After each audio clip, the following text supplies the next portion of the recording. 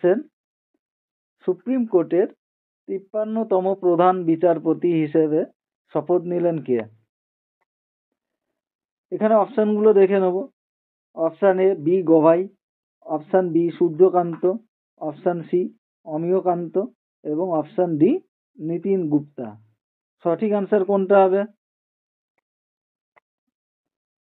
এখানে সঠিক আনসার হয়ে যাবে অপশান বি সূর্যকান্ত। সূর্যকান্ত 53তম প্রধান বিচারপতি হিসেবে শপথ নিলেন। এখানে আরো কিছু বিষয় মাথায় রাখতে হবে যে 52তম প্রধান বিচারপতি ছিলেন বি গভাই, যার স্থলাভিষিক্ত হলেন সূর্যকান্ত। আর দেখো, সূর্যকান্তকে আমাদের যে প্রধান বিচারপতি সুপ্রিম কোর্টে, তাকে শপথ বাক্য পাঠ করালো কে? এটা অবভিয়াসলি হয়ে যাবে দ্রৌপদী